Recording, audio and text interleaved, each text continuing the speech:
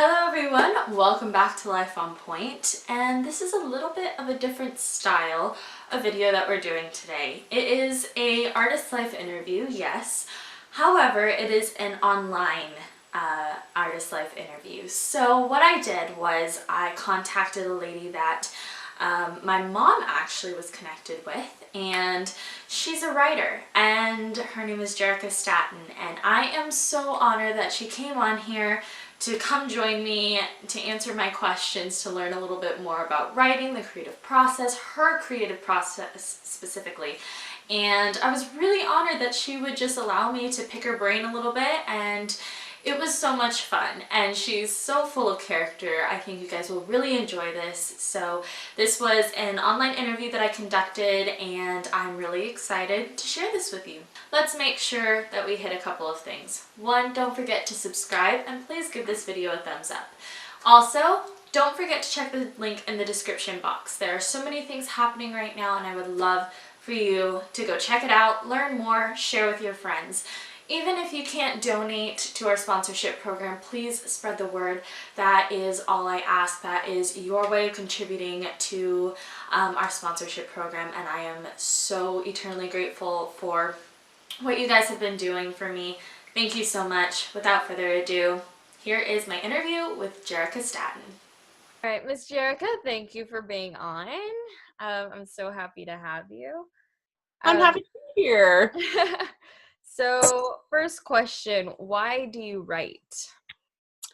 Actually, I've been thinking about this since I got the question, and honestly, it's because it's like the only thing I like doing. I write because I think it gives like I like telling people stories, and I've been told that I'm really good at it, and so I write to kind of get that story out there, if that makes sense. Yeah.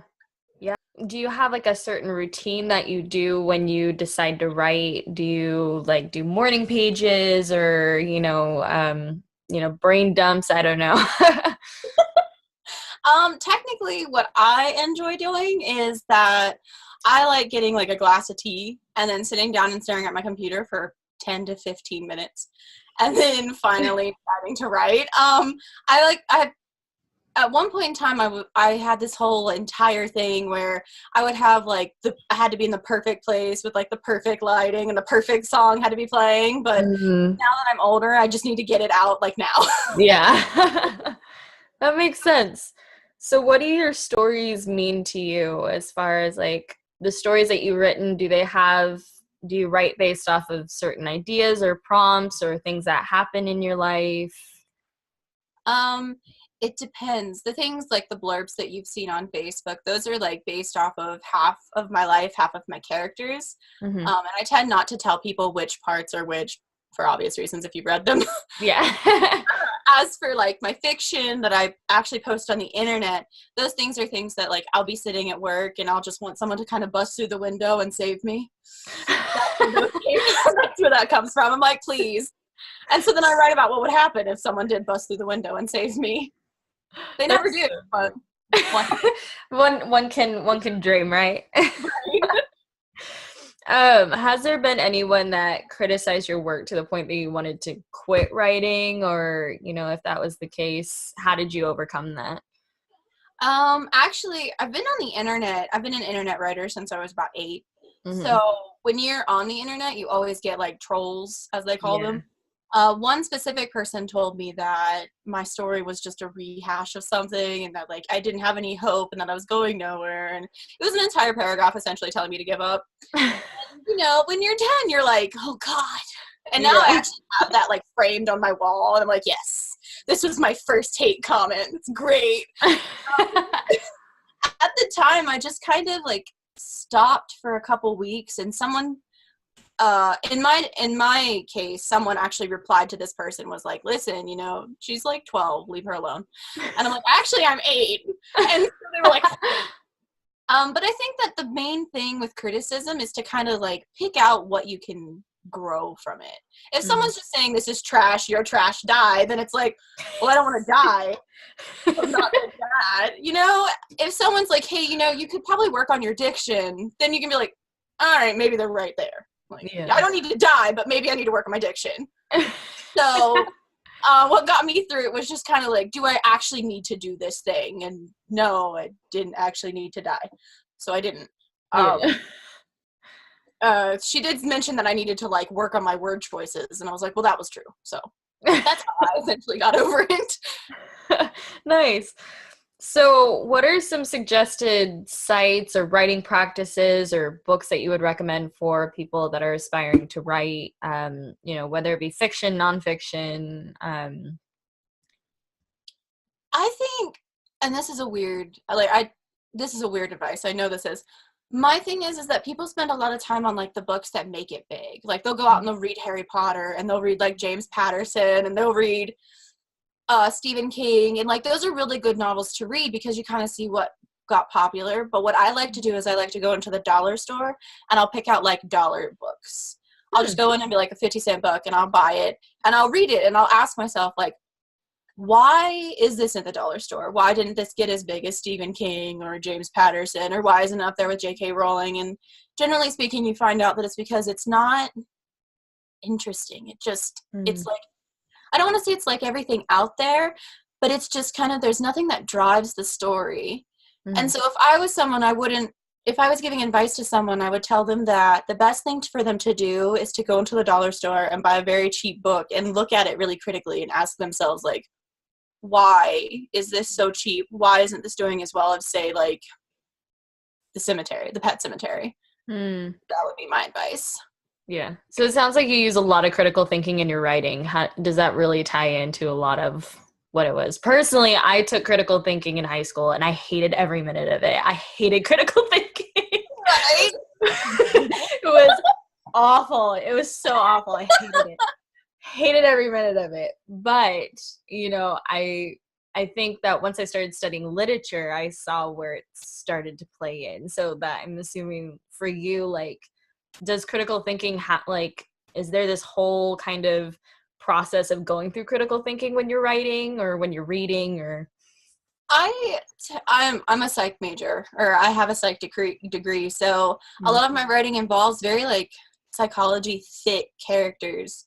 I have a lot of mentally ill characters. I have a couple of characters that are depressed but anxious, and then you also have those that are like bipolar, and you have those that have multiple personality disorder, identity dissociative disorder. And I think that, so when it comes to that, yes, it is very critical thinking. You got to like ask yourselves, even though this person seems like a bad guy, why aren't they? Yeah. Or what makes this person, despite the fact that they have the same characteristics as the antagonist, why are they the good guy in this story? So yeah, I would say that generally it does. I try not to put too much into it because a lot of people do hate critical thinking. They're like, yeah. And a lot of English professors are like, this blue curtain means depression. I'm like, no, that's not what I meant. So you've got to like get that balance. Yeah. So I wanted to go into a little bit of character development. What's your favorite part of character development, and why do you think it's so important? I just really like, this is gonna sound weird. I'm a writer. I just really like getting to know my characters. Like if I told my grandmother this, she'd be like, they are a part of you, but they're not. Like, I just made up this person. And I like, one day I went to her and I'm like, I don't understand Trent. I hate him. And she was like, he's literally yours. I'm like, but that doesn't mean we mesh. We don't get along. And I just really, my favorite part is like learning about them, like you would another person, you know, trying to like figure out what they like, what they don't like, what their favorite things to do are, like if they were in our world, what their favorite song would be, that kind of thing. I really like it when I turn on the radio and I'm like, that's Trent's song. I may not like it, but that's Trent's song. Yeah. So I would say that's my favorite part. Is that like, that's just like fun for you? You find like life in doing that? And I do. It's some of my friends like world building. I like the characters. I get far too invested in my characters. Too invested. What's your favorite genre, and what genre do you mostly write in? Actually, ironically, mostly write in fantasy and romance generally. I tend to stick to like fantasy, specifically like sometimes sci-fi. Most of the time it's like dragons and witches and creatures. Paranormal is another thing that I really like. But they all have like a hint of romance in them if it's not like the main focus. Why fantasy and romance? Now we're getting to the deep questions. Because I like sometimes our world is just boring. Yeah. Or sometimes people just like don't do enough critical thinking. Sometimes they just look at something and all they see is a blue curtain. No, I'm just kidding. Sometimes I just kind of like it. Just sometimes I'm like, it's really sad that no one's gonna jump through this window and save me, or it's really sad that like the moon isn't gonna spite me. Like it's just something where I think it makes things more interesting and it gives you a new perspective on the world. And you get to make everything up. I don't have to follow any rules when I write in fantasy versus when I write nonfiction, I have to follow normal things. That's boring. So are you like more like rebellious, like personality, like you like breaking away from the rules, or You just pegged me. Now my if any of my teachers see this, they're gonna be like, yes, and I'm gonna be like, I totally follow the rules. What? Yes, I had a bad habit. I don't like following. I wouldn't say authority because that sounds edgy, but I just don't like listening to people that don't explain their point of view. Like if you tell me to go jump off a bridge, I at least want a good reason. Yeah. Why? You'll save your family. Okay, I'll do that then. Or just because I said so. No. Yeah, No. that's dumb. Exactly. Like, no, I don't think so. I'm gonna pass. Yeah. Would you say that your like personality kind of clashes with a lot more people, or just, is it a lonely world, aka? It's a sad, lonely world for me. The loner over here. I would say it depends on what kind of person I get to know. I have a lot of friends like your mom that I talk to that kind of understand on a more like deep level of what I'm doing. But I also have people like my grandmother who is really interested in what I'm doing, but she just doesn't get it. Like I do. I come to her and I'm like, Trent. And she'll be like, but he's yours. And I'm like, but he's not. And so it's kind of like that idea of if you surround yourself with the right type of people, it's just hard to find the right type of people depending on who you are. So on one hand, yes, the simplistic answer, I'm rambling, is yes, it is kind of lonely. But on another hand, it's like I got all my characters. So like, whatever. What is life? Right, exactly. So, have you published any of yours, or is there stuff on the way to publishing that you're planning on, hopefully, in the works? I do have a couple pieces published. Most of them are in small publishing things. Short stories are like a chapter of a story, are here and there. Mm-hmm. I'm actually in the process of trying to get something published. I entered a contest, and so because this contest is forcing me to write so many words a week, I'm actually managing to get like my butt in gear. Yeah. So I'm working on it. It's a work in progress right now. Yeah. Okay. So, what do you do when we have the so-called writer's block? I know that happens a lot to people. Like, what do you agree that writer's block is kind of, because I've heard some people say like writer's block is not really writer's block. You just like have to like get out of your head type of a thing, and it's like not really a thing. It's just it's an illusion. Or is it like an actual real thing where you just like hit a wall and you're like, this story is going nowhere? Like, I actually think both definitions are correct. Sometimes when you're writing a story, you're going into it and you're really into it, and then you just hit this place where you're like, this isn't what I thought it was. yeah. And then sometimes you're just stuck. And the main thing that I think is important is trying to figure out which one of those is. That's the hardest part. Are you stuck, or are you just unable to continue?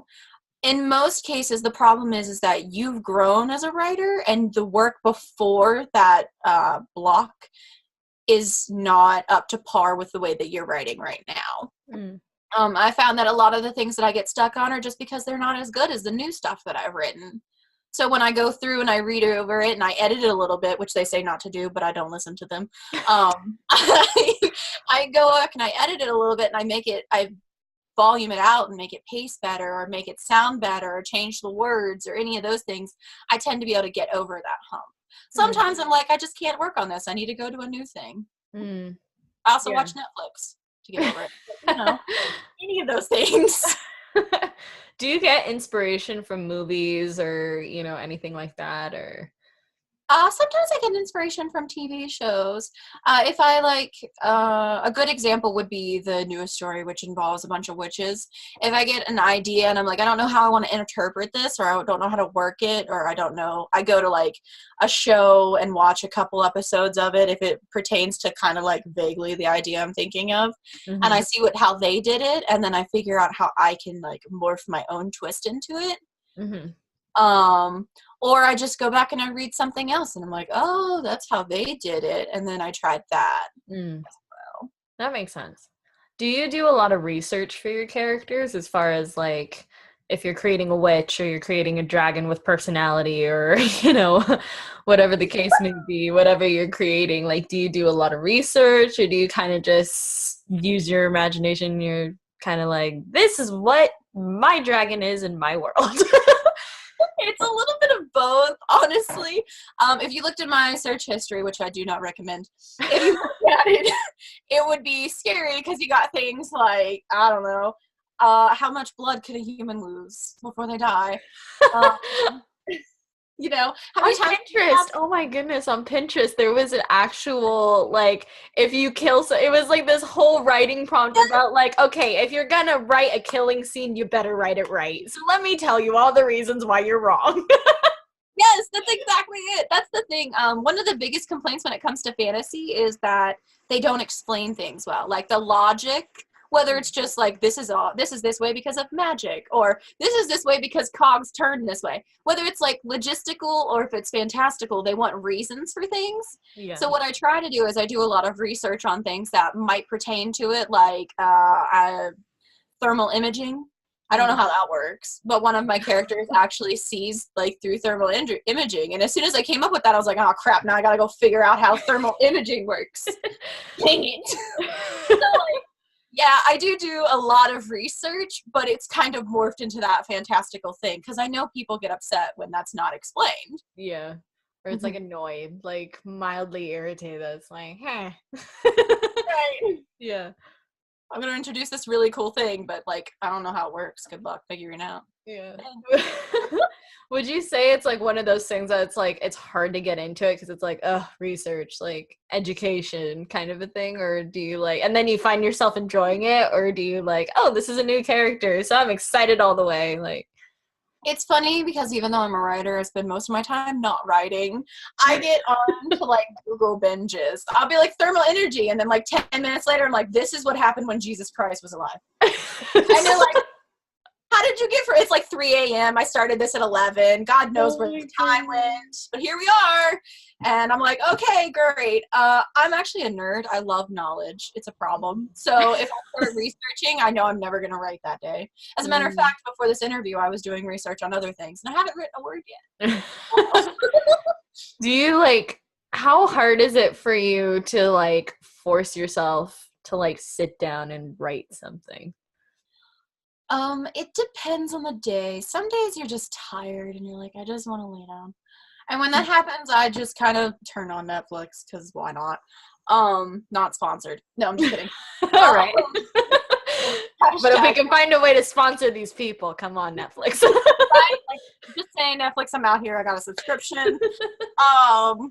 Yeah, or sometimes I'm just like, let's go. I'm ready to write now. The problem is that I'm ready to write at like 9 a.m. when I'm at work as opposed to 2 p.m. when I get off work. So yeah, sometimes it is hard. Most of the time, if I can like get to the computer and open up the document, I'm good. But if I don't get that document open, it'll never be opened, I promise. That's it. So how did you end up starting like the process of writing? Like how did you get into it when, you know? That's actually a really good question. I've been thinking about this a lot lately, and I don't know why. Because I started writing really, really, really young. I was like 8 years old, and the only thing I remember clearly is that I handed my parents this piece of writing, and they were like, that's morbid. And I was like, oh. And I was really proud of it. And then I remember writing something in the 6th grade. And I think I got into writing just from reading a lot. I would read a lot of books and I'd be like, yeah, but like this thing could happen instead of this thing. And I was really tired of all the happy endings. 8-year-old me was very pessimistic. And so I was like, I'm just going to take this and change the ending. And that's how I discovered fan fiction. I'm just kidding. So, yeah, that's essentially what it was. I just didn't like how some stories ended, so I decided to change the endings. And then from there, I'm like, yeah, but we could have a new beginning. So that's essentially it. So just rewriting stories pretty much is how you started, huh? Yeah, fan fiction was literally my gateway into writing when I was 8. It was great. That's awesome. So then it just like kind of evolved. Did you do like any writing programs in high school, college, or did you just, kind of figure it out? A little bit of column A and a little bit of column B. In high school, I took a creative writing class and I loved it. Loved my teacher. I got to college and I took my high school senior year, I was in a couple college classes. And so when I got there, I also took a creative writing class for that class, and I liked it and I was really good and all the students liked my writing. In college, I took one creative writing class and I loved it, but all the higher tiered classes were really, I don't want to stiff. They were just instead of like exploring creative processes, they focused too much on the technicalities of it. And like grammar and that stuff is important, but honestly, it's not important if you're at like a level 400 creative writing class. What matters is being able to talk and like kind of explore creativity in a way. So I did take them, but not a lot in college. What is your thought on, do you think creativity has to be, or do you think creativity can be taught, or do you think it's something that you kind of have to be born with? This is a dangerous question. Dangerous. Honestly, I think everyone has creativity. I think it's kind of stifled by like how you grow up. Like I once read something where they said, like, when we're younger, we always ask why. We're constantly questioning things. And then as we get older, we kind of stop doing that. And my opinion is that people who are creative continued to ask why, despite what anyone else said. And so I think, yeah, everyone's creative, but I don't think everyone kind of lets themselves be creative, if that makes sense. Yeah. So it's one of those things where you think that you have to be able to just say, screw it. Don't be rebellious. You're like, forget this. I'm done. So, so this is like a, more fun question. What is it that you do? What is your job? Oh, like my daytime job that doesn't involve me? I'm actually a beverage hostess at a convenience store. We call it Sheets here on this side of the ocean. And it's a convenience store. My job is to like make coffee and talk to people and get them to buy things and make sure the tea's made, make sure my manager's happy, that kind of thing. Nice. So would you say that that's kind of like you're living the life of like the struggling artist, where like, I mean, do you like your job, or like, are you like, it's a job? Yeah, it's more the latter. It's more like, it's all right. It could be worse. I get paid really well. The company I work for is good. I would say the struggling artist is real. Yeah. I spend most of my days off writing, but I still can't like get through life with just writing. Yeah. Right now. Maybe one day. Yeah. That's the goal, right? Right, yeah. So what are some of the plans for the future, as far as like, obviously you want to get something published, but what else is there? Like, do you have any other things that you're working on, or just, do you have a blog, or? I have a pen name that I use on most of my writing websites because I've been on the internet for a really long time. I sound old. But my other goal is to go back to grad school. I picked psychology because it really goes with writing. But I also really like studying the human mind. So I would probably go back to grad school. I'm working on that, going back to school and kind of learning more. Remember, a nerd. Yeah. That leads to my next question. Why did you choose to be a psychology major? Honestly, it's because I really do like school. So I wanted to go back for something while also writing, so that I wasn't just spending my time writing and working and kind of putting off the adulting life as long as possible. So instead, originally I was going to go for a dual major with English and psychology, because psychology fascinates me. But I've learned that all the really good writers don't actually have a degree in English. Yeah. And so I decided to choose psychology because it's the human mind, and the only thing that psychology could do is make my writing better, because I would understand how people think more. That's cool. Yeah. I like never really thought of a more left-brained kind of major helping out with something like that. Like that. Right? Understand how people think. That's such a brilliant answer. I love that. Where can people find your work, or do if you want to plug yourself, go ahead. Oh, thanks. I actually tend to keep that secret from people who know me personally, but since no one knows me personally except for obviously, I generally go. Don't make fun of me. Again, 8th grade. I mean 8 years old. This is I say this. I go by Morbid Cupcake on almost everything on the internet. So like fictionpress.com, wattpad.com, fanfiction.net, all those things I go by Morbid Cupcake. Generally speaking, even if you go on Twitter, I'm Morbid Cupcake. Darn my younger self. So that's do you ever write, like, have you ever thought or maybe done it writing letters to your younger self, like figuring out like telling your younger self about life? Or I have done that a couple times. One time was a little bit darker. I actually posted that one on Facebook. The other time was when my very first story that was original when I was 13 is called Can You Keep a Secret? Very creative, I know. And it, at the time, I was so impressed with it. By the time I turned 15, I was disgusted with it. Now that I'm 23, I'm still disgusted with it.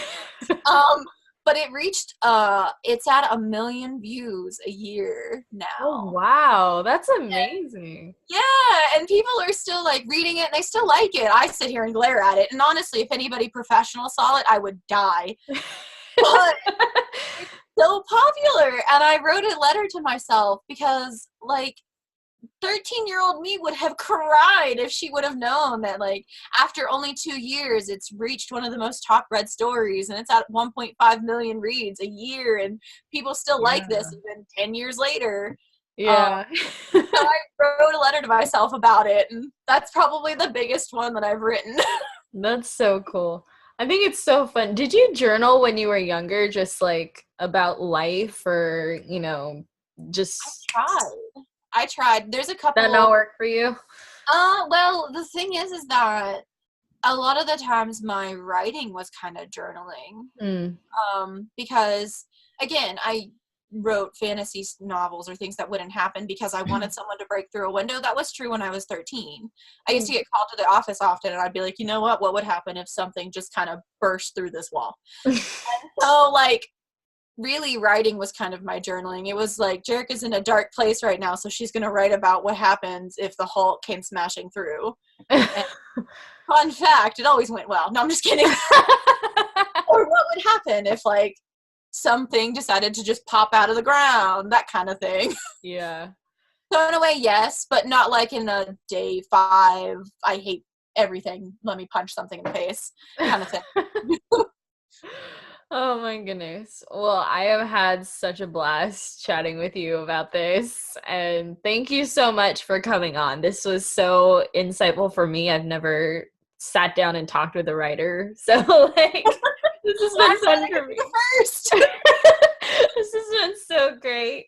So thank you so much for coming on, and I'm excited to see more of your work, and I'm excited for our audience to see your work as well. Oh, thanks for having me. I appreciate it. Thanks so much. Have a nice day, dear. Thank you. You too.